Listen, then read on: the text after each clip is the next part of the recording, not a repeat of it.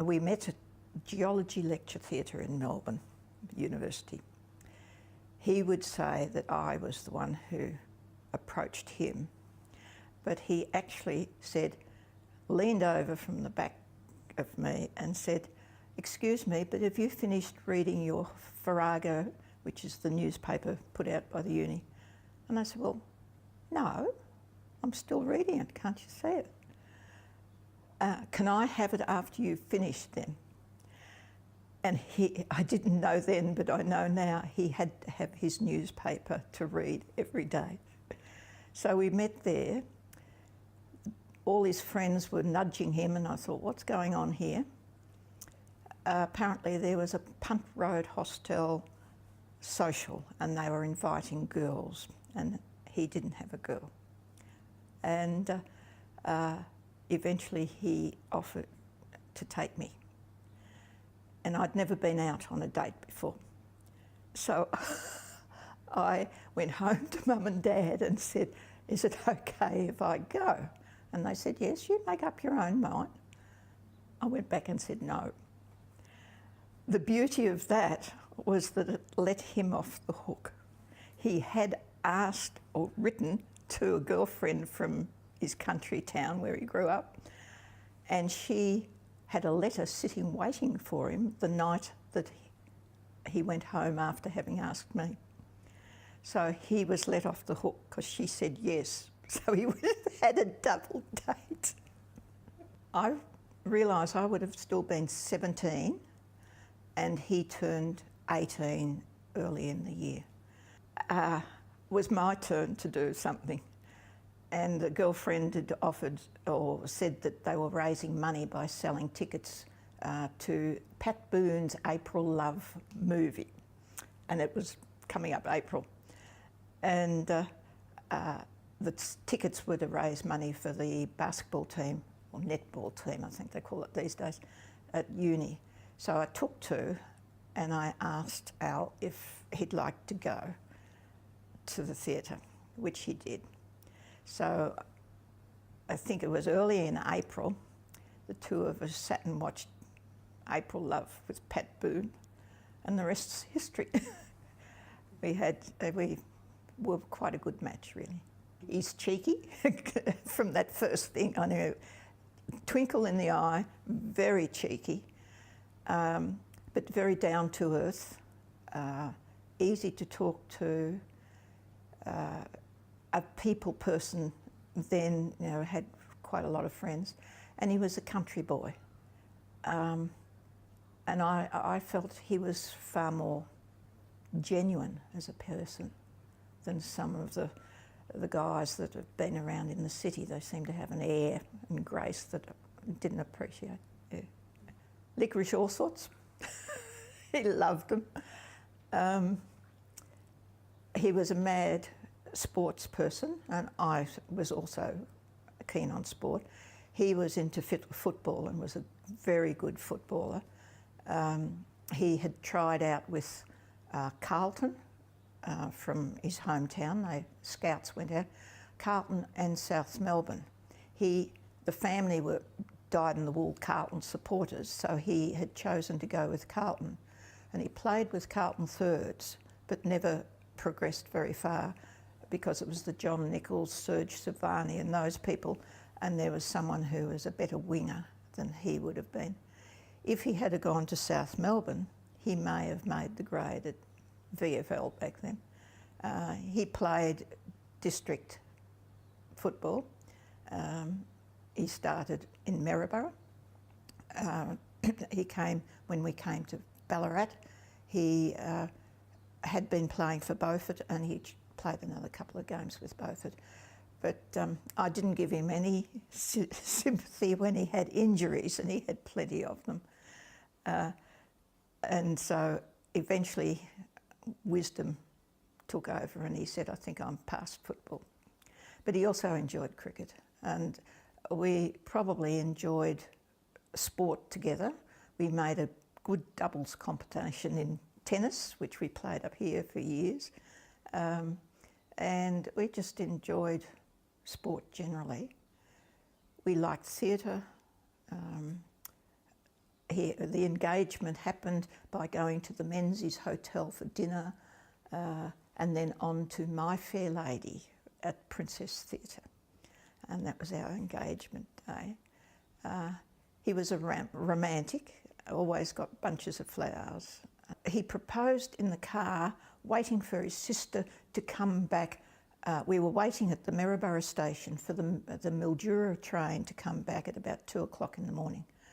And he parked where we could see the train coming down the line and we could get to the station. And he parked and he proposed then. That was when we were around 19, 20 years old. And it was a yes then. But we didn't make it official or do anything more until I was 23. And that was partly because of me. I had only ever dated Alan. And so we called it off, had a break for about a year or more, so I could just feel my way. Nobody else matched up. So the proposal, we had the ring, we bought the ring together, and so the My Fair Lady night was the official night for us, which was just before my birthday, and on my birthday was the official announcement. So very sentimental and romantic, as I said. Well, we were both teachers at that stage. I had been teaching at McRobb High, and he had been at Preston Tech, and so and he got a promotion to Beaufort. So that meant that I needed to get moved to Beaufort because we were going to be married over the Christmas holidays. The education department organised that because I was on a studentship and had to do my bonding and so on. And we spent 4 years in Beaufort and just loved everything. Sporting involvements, community involvements, balls galore, you know, proper long dress and really lovely. And Alan joined Apex up there, Community Service Club, and was always involved in some sort of community things later on, Rotary, and things that, Lifeline, Uniting Care Board, everything. He just had to be in the community helping people. And so we had 4 years at Beaufort, and our first daughter was born there. And then we moved to Rosebud because he got a promotion. Spent 3 years there, and the second daughter was born there. And then we moved to Ballarat, and Ballarat to us has been provided everything a family could want.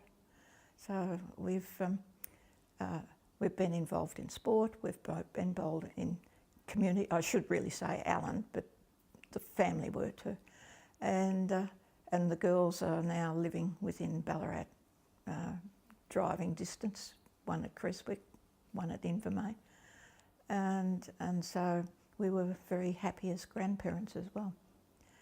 We got our first home because my brother was an architect and just come out and had his whatever qualifications, and he built our home in Alfredton, designed it and supervised it, and we stayed 30 odd years at that place, and we only moved here when I could see that the garden and the house was just too much to manage. We had a big block, so we moved here.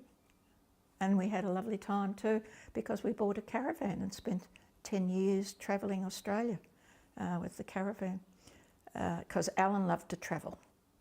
In fact, that might be one of the things that irritated me, because if we went anywhere, he wouldn't come back the same way. It was a case of, I wonder where that road goes. Oh, let's try going this way home. And he just needed to be finding out where, what, and always learning things.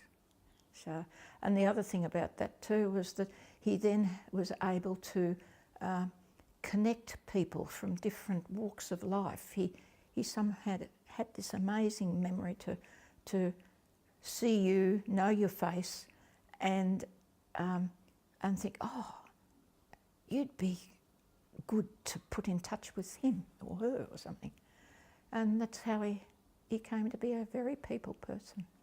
I guess the first thing was when he would get a little frustrated, he'd say, oh, I can't remember their name.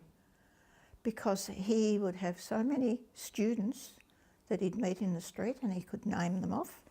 And I don't know how many thousands he would have had, because with Beaufort and Ballarat, we would meet students quite often, ex-students, and then he got to be people in other community roles that he just.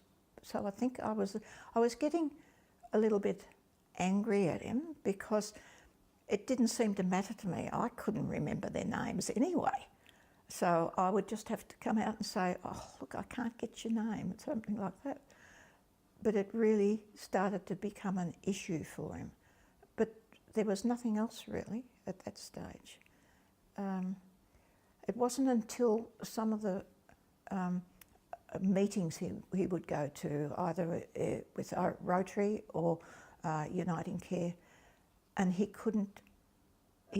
realised he couldn't hold the information from the minutes of the meeting or things like that, and he couldn't remember things. That probably was starting to get to him then.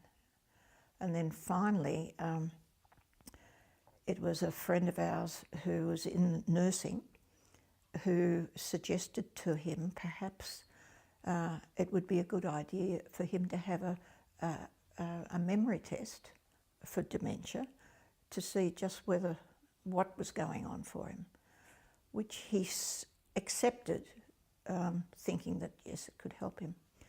So that was back in 2008, and they decided that it was something to do with the frontal lobe, cognitive skills. Not an issue, still what they called within the average band for people of his age. So there was no big concern. It was this sort of the normal losing of memory, considered okay. But he had tests from then on. Then it became obvious to me that he was not processing things. When he made a cup of coffee and a cup of tea for us, he'd put the mugs down and then you could see him being vague. And I realised he wasn't quite sure what to do and how. He'd pick up the sugar and put it in, or that sort of thing, and then he'd forget which was the coffee and which was the tea. So that's when I started to just stand behind him, and I'd say, okay, you've got the mugs, now put coffee in this one, wait, and then say, now tea bag in that one. Have you got the hot water ready? Pour into there. And then you put some milk in, both of them. Now give me the tea, and then you have to put sugar in your coffee. And sort of just break it down to make his brain take in what he needed to do. And when it was discovered to be Alzheimer's in 2013, about the beginning of 2013, that's when I realised I needed to play a far more active part in assisting him. That it calmed him down because he could take in each individual instruction, and it saved me seeing him in that dilemma and anxiety of what am I doing, where should I go? Yeah. So that's sort of where I got to.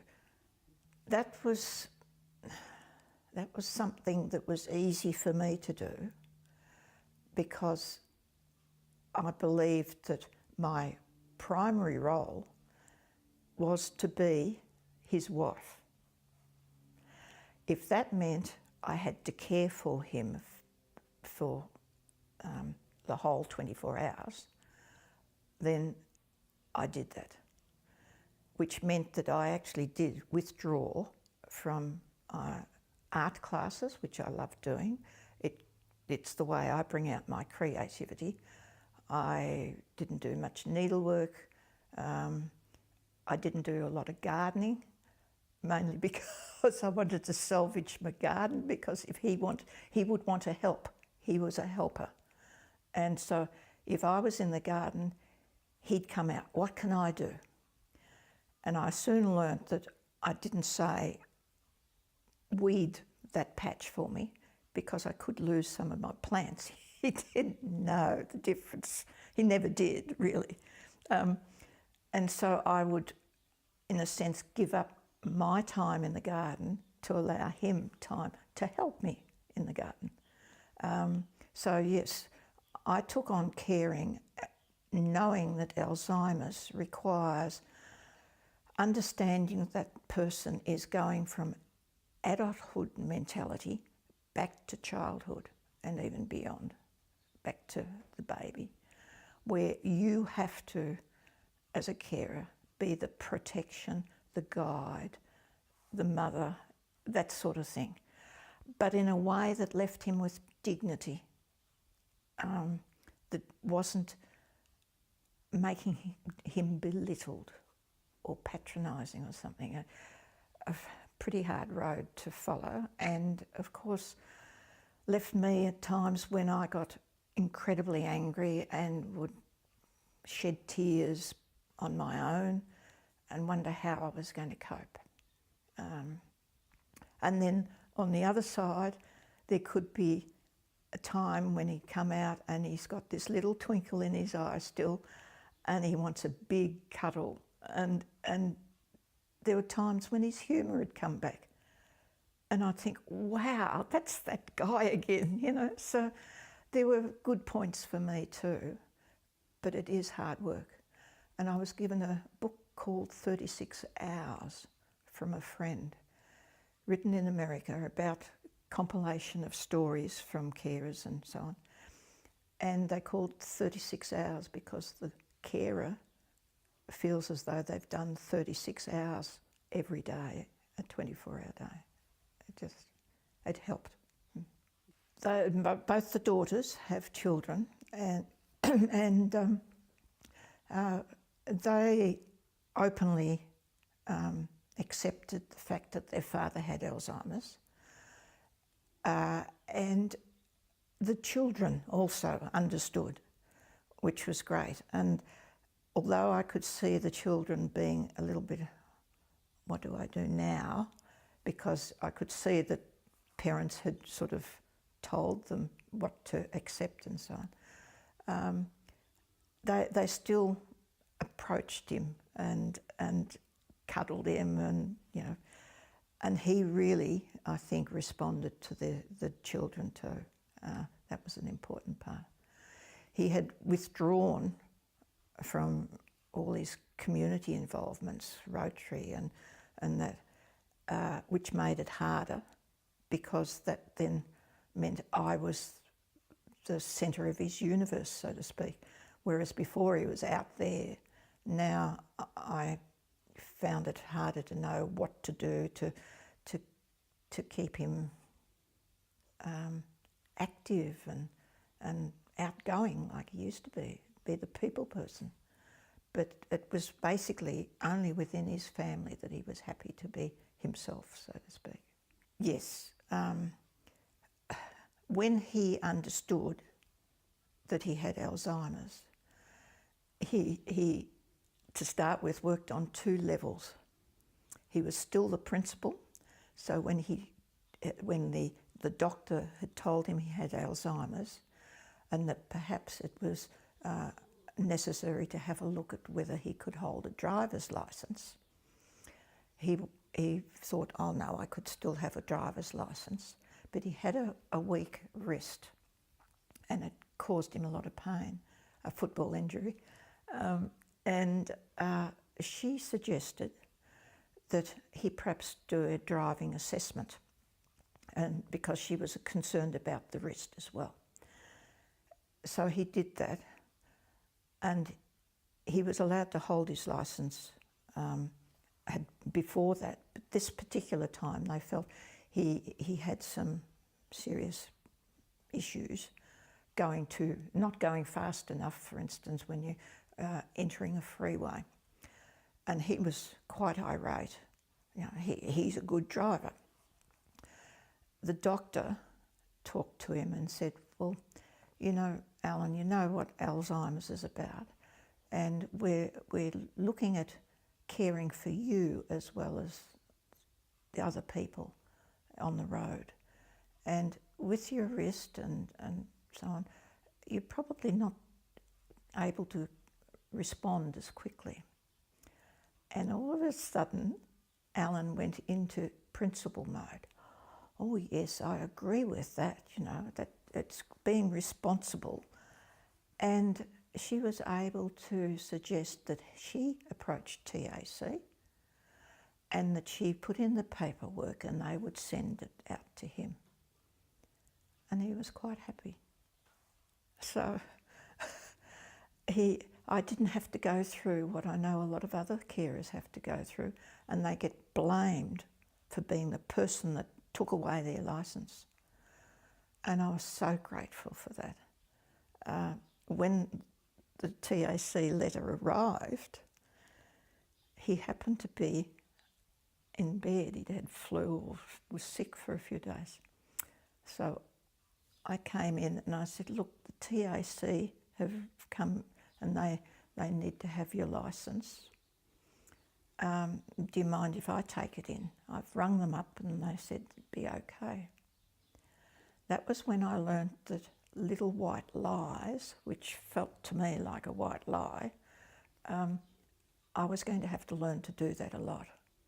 So I took the licence, went up to the TAC and had it all gone, heaved a sigh of relief, and then for the next 6 months would have to gently say to him, when he said, are you tired? Would you like me to drive? Because we still did driving. We went across to Perth together and I did probably 2/3 of the driving across and he did a little bit. This was before he handed in his licence, but I didn't like him driving anyway. And he'd go to sleep or he wouldn't remember how long I'd been driving, and if I felt okay, I'd say, oh, I haven't done much, we'll swap over, and we'd stop for morning tea. I'm driving, he says, after morning tea. We'd have our morning tea, he'd forget, so I'd just get into the driver's seat. So that was a pressure on me, and I had to be very careful I didn't overburden myself. Well, we had good support. I have to say that when Alzheimer's was diagnosed, I got a pile of literature from all these groups that are helping, and I could not understand anything. It was like just a mass of books that made no sense to me, really.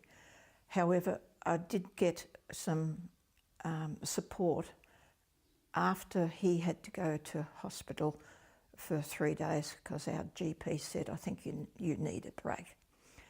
And then through the hospital, I was given an aged care assessment.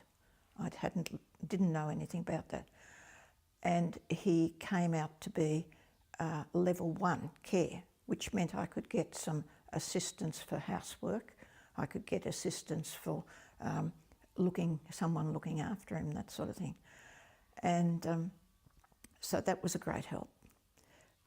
I actually had a carer come on a Friday afternoon and sit with him or take him out for a coffee, and they got on well together too, which was a great help.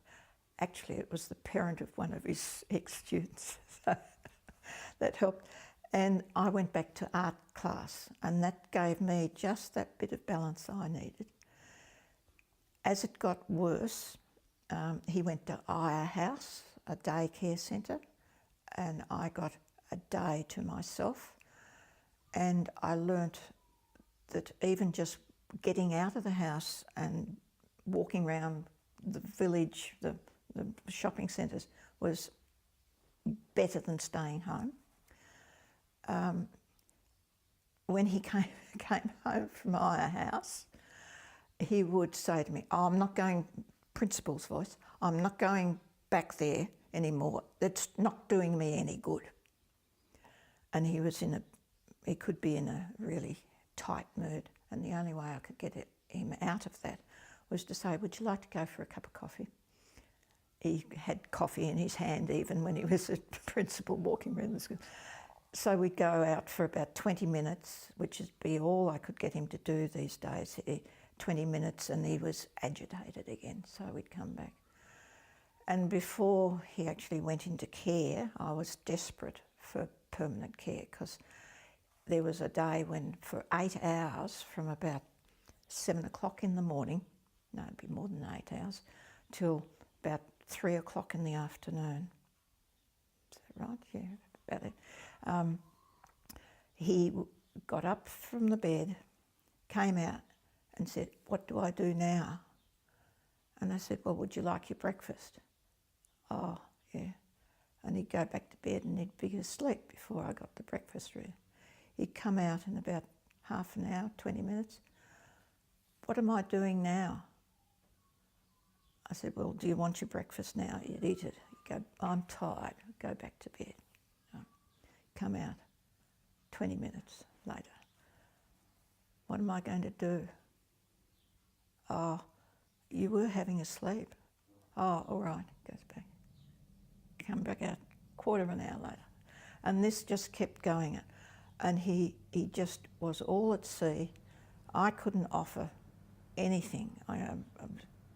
And so eventually, after lunch, he came out. I took him back and I said, "Look, just relax and have a sleep."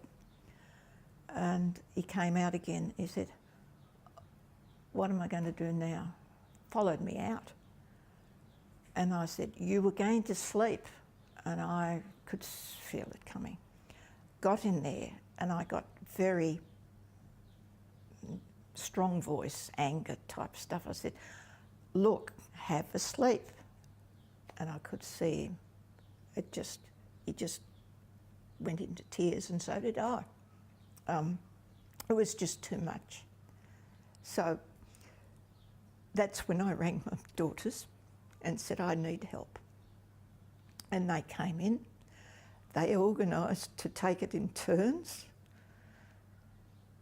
One for 3 hours till about tea time, and they'd feed Dad, and then the other one would come in and so on. And I was shunted out to the daughter's place at Invermay. What I didn't know was that the network of the family was going on, texting and all this today. As I said, they can be very devious. And they wouldn't let me go home. My son-in-law sat there, "No, you're not going yet. You're going when Jenny tells me." And so it was 8 o'clock when I came back here, and Jenny said, "He's sound asleep, he's had his tablets and so on. I think he's settled." And I had a good night's sleep as well. So that was the sort of thing that happened until I got a permanent bed. I can't believe how beautifully timed it was. I was to go up to Townsville for a niece's wedding in June of 2017. In May, Bill Crawford Lodge rang and said, "We've got a permanent bed for Alan." So I went through all that angst and getting him settled, and he didn't settle. He knew where he was. Even though people say you don't know things, he knew. He knew he was where he didn't want to be. So it took him a while to settle. But I knew he was in good care by the time I went up north to Townsville. And I actually took another week to stay with my cousin in Brisbane, which gave me that space that I needed to get into this new routine of seeing him walking around this venue, and every time I'll tell them, you tell them we're going, I'll get my things. To the point where the staff were saying to me, you need to say to him, you're going somewhere where he doesn't like to go and you'll come back again. And I'm thinking, oh, more white lies. I did that one day. I said, look, I've got a dentist appointment. You stay here or come later. What did he say? Oh, I'll wait at the dentist's for you. I couldn't win. But I could sense humour. Humour had come back into my life where it was just drained out before. So yeah, once I settled into that routine, he was more comfortable, and I got the staff reports saying that he's still a principal. He comes up to our nurses' station each day and he looks around and he says, well, how are we going today? And they'd say, oh, it's a good day today, you know. He'd come to me when I came to visit, he'd say, oh, we're not having a good day today. And I realised he saw all the other people that were having their different behaviour patterns. He could see them as students in the school and they were all unruly and that's why they didn't have a good day. I mean, there was humour there, but it was pathos as well. So, you know, tears in the eyes and a smile on my face. So, we had gone through with our GP. He wanted to know what we wanted as an approach to death, what our approach was. He put us in the picture as to what is liable to happen. Alzheimer's, they are prone to falling because they lose a balance, and Alan was stubborn, so he wouldn't use walking sticks or anything. I've got a wheelie chair thing that's never been used really. So we knew he could have a fall.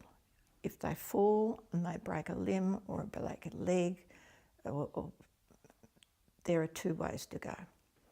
And we could have it surgery or we could have no surgery. But you can have whatever the limb is made comfortable and painkiller put into the site. And we chose no resuscitation, and we chose no surgery. And we also said no antibiotics, because once they're bedridden, there's a sense in which chest infections are more prone. So we were primed really well from our GP about what to expect. And he had been on his feet. The staff said he was doing laps for the Olympic Games because he was walking on a slope like this, his head in front of his feet, so his feet had to go quickly to not topple him. And he did have a fall. And they did just put painkillers into the site of the hip. It wasn't broken. And that was his demise between Christmas and New Year. He had this, our wedding anniversary was on December the 28th, and that was the 53rd wedding anniversary. And by January, early January, he was sort of lying, and I must say too, he had two other things. He had sleep apnea for years, and I was always putting my hand on his back at times because I thought he'd stopped breathing. So sleep apnea was against him because he wasn't using his mask anymore, and he'd had a heart attack in 2005 and had stents in the heart. So the heart was weakened. And so no resuscitation seemed the way to go. Once he got pneumonia and he was lying in bed, he sort of knew we were there. On the night he died, the other daughter, they're both teachers, would you believe, the older daughter had gone away for 4 days for school holidays to have a break. She had said goodbyes to her father, and the younger daughter and I came in and spent quite a bit of time. And the younger daughter was, Alan wasn't compass really, is there, and his breathing was terrible. But we were talking about how he progressed to this point, and that it gave us time to accept. And she said that, yes, I don't know how I would have coped if Dad had just gone. She said, having had Dad slowly drop down, she said, I'm ready. And we were talking like this. Alan really didn't show much sign of recognition. She'd been playing some of his favourite music to him on whatever it is they use. And we decided it was time to go. And so I said, well, Al, time to go. I want my kiss. The lips moved. I kissed him. I want my nibble. I nibbled him on the ear. Love you lots, sort of thing. When the other daughter came to say, well, Daddy, I want my kiss too. Tears in his eyes, lips puckered. He knew. People say, no, they can't, no. But he knew. So we went away feeling happy that we had closed off and said what we knew. And he was there too. He understood. At the funeral,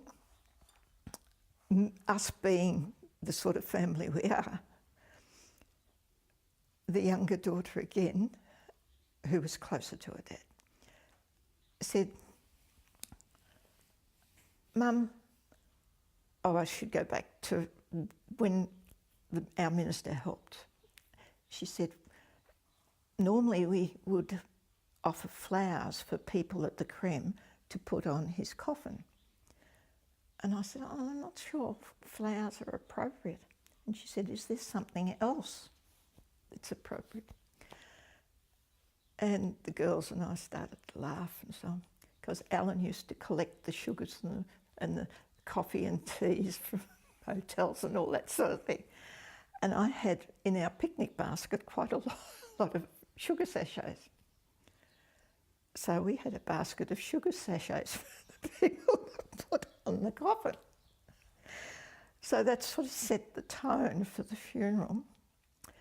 Brenda, the night before, said, Mum, I'm going to get licorice all sorts, honeycomb, chocolate honeycomb, and chocolate caramels in a big bowl. Is it okay if I do that and hand them out to the people who are coming at the crematorium? Dad's favourite lollies. And because it worked so well and those people were going back, she said, I'll do it at the church too. It was a wonderful day, and I think it's a token of just how much influence he had on people that 250 people were there on the day. And I'm so proud of him. We had always wanted to go and do a Kimberley cruise from Broome to Darwin, between Broome and Darwin.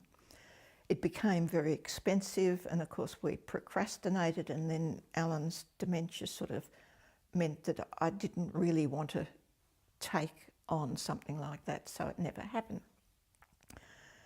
when he went into care, that was the first thing I thought of, we can't do it.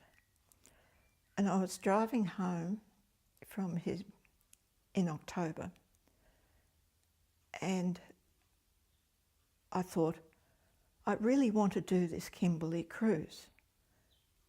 And some other voice is saying, well, why aren't you doing it? Turned round there and then, went back to the travel agents, booked a cruise, which I did in June of this year. I didn't know whether he would be alive or not. I thought perhaps he may have lived longer and that I would be not able to do it because of a funeral or something. And so I actually checked with the undertakers if I was away for 2 weeks, would it be possible to delay the funeral? And it was. I thought, okay, I've got to do this for myself. I did the cruise. I had the most magnificent experience, and it was long enough past the funeral for me to say, this is for us. And it was lovely, yeah. And I've felt lonely. I rattle around the house here on my own, but I've picked up art again. I've got the art class. I'm able to go back to groups that I didn't, 2 girlfriends and I used to sew all the time, once a month, have a night. I'm back into that routine. And some of it's hasn't been easy, but I also feel that I can, like I'm doing now, can offer something to those who have gone through what is a harrowing experience. But if you're in love with someone, then you want to care. And I'm sorry if I made that. And humour is just so important to keep in your life. It gives you a balance. Well, the art tutor that I have has got tired of the class bringing photographs, pictures or something to copy.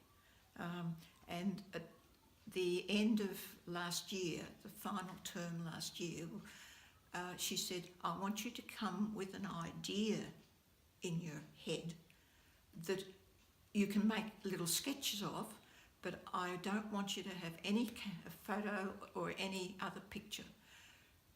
I went home and I thought, an idea, what am I going to choose? And I've often thought about greening and you know, the world generally with rubbish and waste. And then I thought, what's the thing that's in my mind? Alzheimer's. Alan had not long gone into care. Oh, and I heard the word Alzheimer's. It's got L at the beginning of it. I looked at the word Alzheimer's. It has he in the middle of it. So I have L here, he, and me here. I immediately saw that I should have a colourful, very involved, very busy life around Al.